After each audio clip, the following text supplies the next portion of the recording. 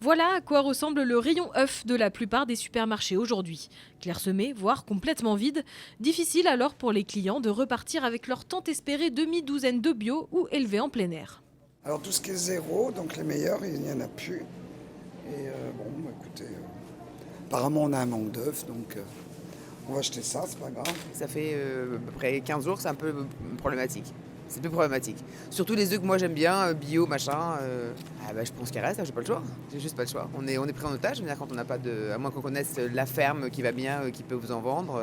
Moi, j'ai la chance d'arriver sur le rayon où il y a quand même un petit peu des œufs, mais c'est vrai que le rayon est, je vais dire, plus ou moins à 70%, 60% vide. Un vide que l'on retrouve dans toute la France pour plusieurs raisons.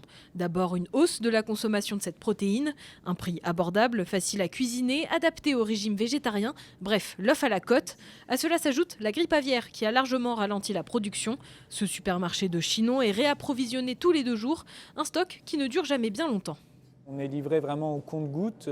Quand on commande sur chaque référence une dizaine de cartons, on va en recevoir que 2 ou 3. En plus, quand les rayons sont un peu vides comme ça, ce qui se passe, c'est que les clients en prennent encore plus de peur d'en manquer.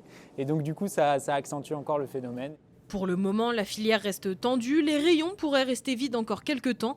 Pour pallier à cette situation, la ministre de l'Agriculture, Annie Genevard, propose l'installation d'un poulailler de plus par département et par an jusqu'en 2030.